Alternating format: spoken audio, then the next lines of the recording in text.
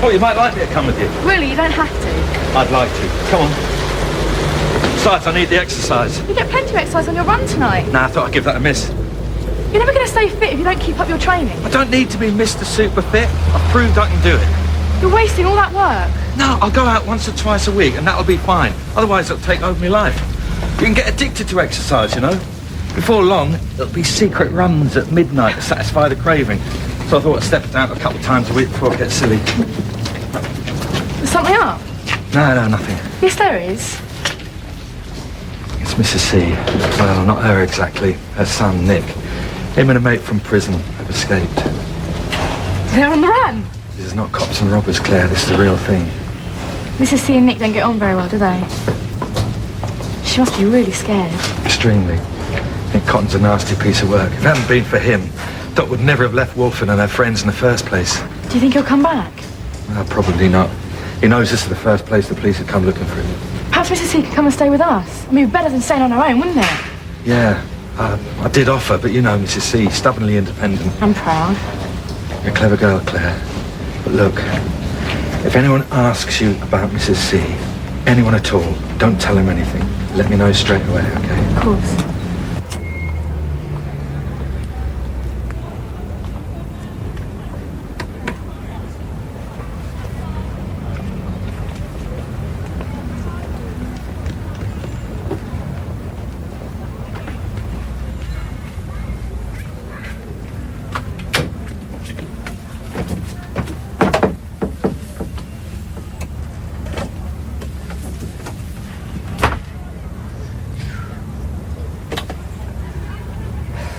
We're looking for a Nick Cotton. I ain't seen him.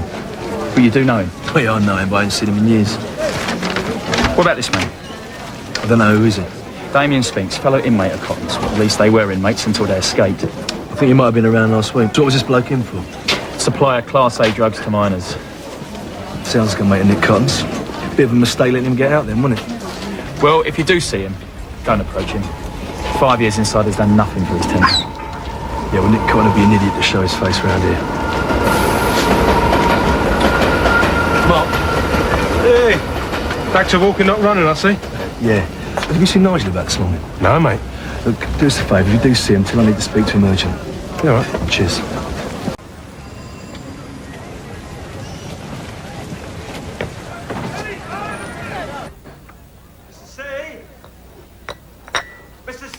No, Joe.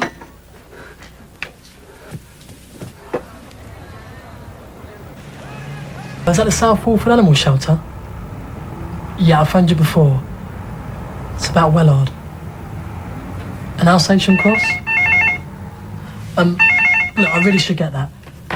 Evans Executive Car Service, how can I help you? Sure, will that be a wait and return or just a drop? Right. No problem, thank you, bye. Look, if you do find him anywhere. What, about a week ago?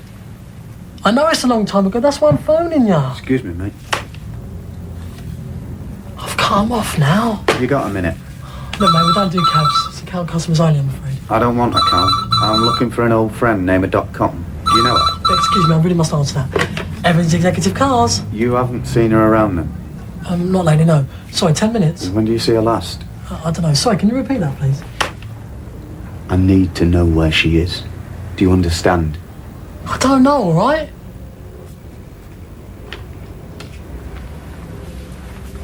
Sorry I couldn't come round early, but it's been non-stop in the shop this morning. I thought I'd pop round and bring you a couple of things in case you hadn't been able to get out.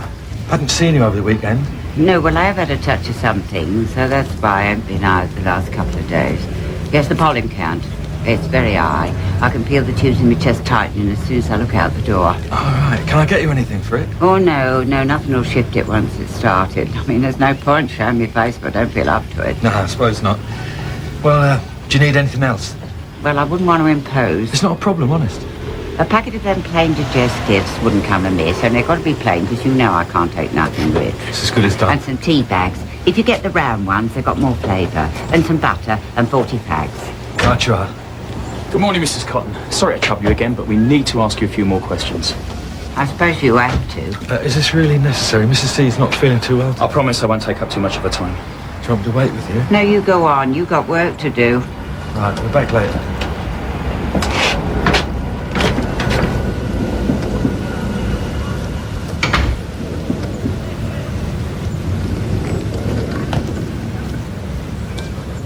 The son of us has always been an accident waiting to happen. More like a ticking bomb. I just wish I could have tipped you off earlier. No, it's not your fault. With or without warning, the police were going to have to contact her. Poor Mrs. C. Wherever she goes, Nick turns up to ruin things for her. How's she taking it? He's putting a brave face on it. Well, the old bill were all over the square this morning asking questions on the market. If Nick or this other bloke do show, it won't be long before they're picked up. I hope you're right. Right. I can't stop. Now, wait a minute.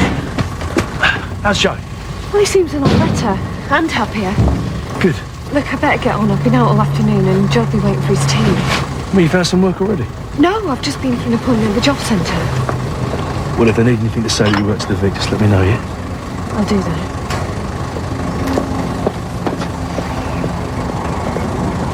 I just wanted to know if I knew of anyone he might contact. Old friends, you know, from Gravesend. You don't know, do you? No.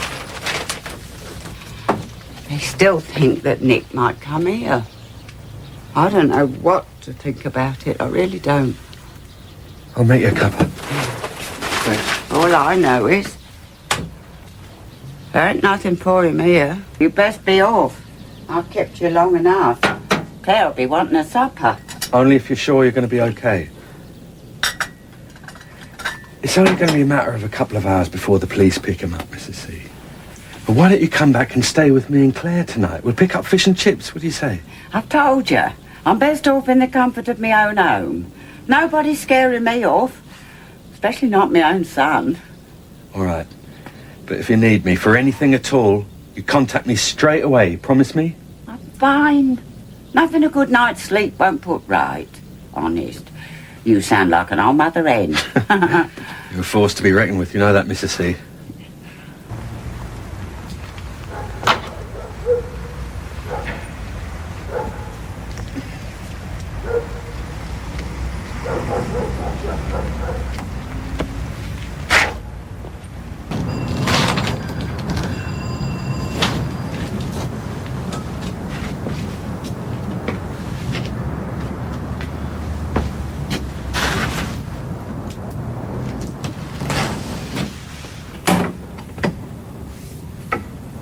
Who is it?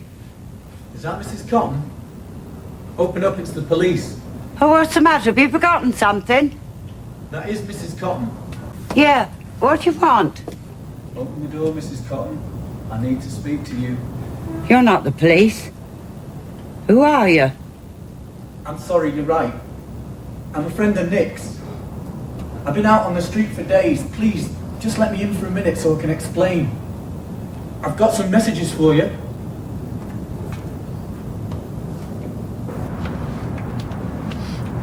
Mrs. Cotton, I'm sorry I lied to you. Look, I've got nowhere else to go. Mrs. Cotton?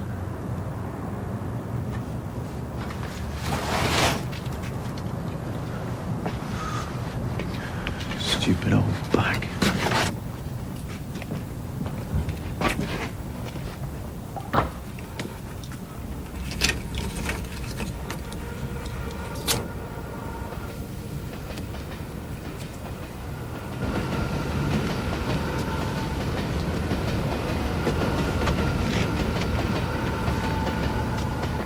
I don't know. Just when you think Dot's settled back in again, this has to happen. You'd have thought that poor woman had suffered enough. I don't know what I can do to make things better. You know what it's like when you're trying your level best to help someone, but they don't really want you to. That's how it feels with Dot sometimes. I know what you mean. She's a very proud woman. She's so scared that Nick'll turn up. You probably will, knowing him. At least I got her to promise that she'd contact me if he gets in touch. I wouldn't hold your breath. She's a complete fool as far as Nick's concerned. I should have insisted that she stay with me. Look, you can't make Dot do anything she doesn't want to. She's too set in her ways. She's always given in to Nick, and she always will. She'll tell you it's because she wants to be a good mother. But there are limits, surely. Dot's been far too good to him. That's what's made Nick the way he is. Honestly, Nigel, don't worry. I'm sure you've done everything you can.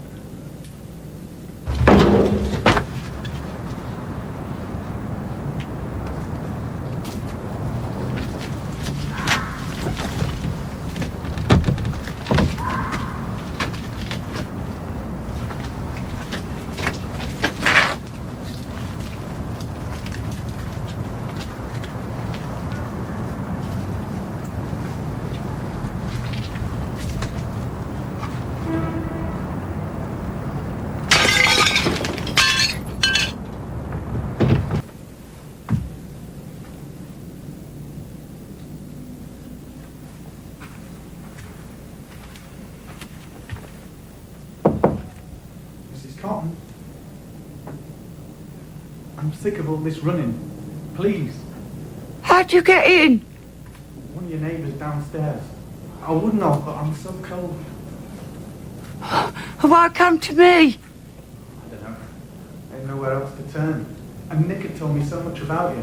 What did he tell you? How good a mother you've been. How caring, thoughtful.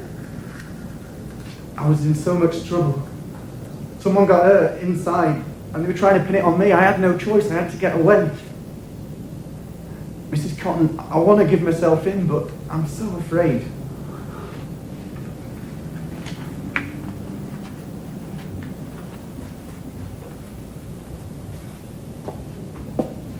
Please.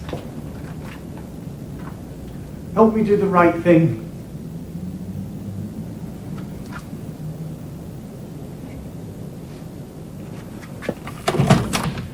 That's a nasty cut.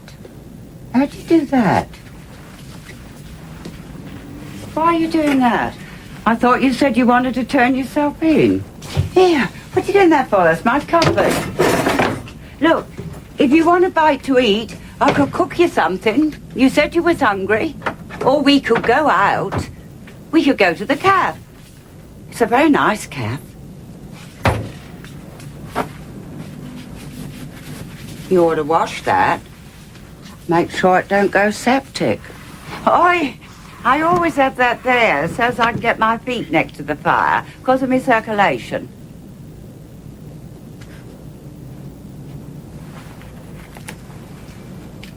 You do not move or speak unless I tell you you can. Do you understand?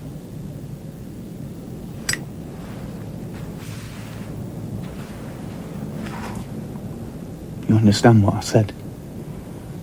Good. I suggest you get some sleep. It's going to be a long night.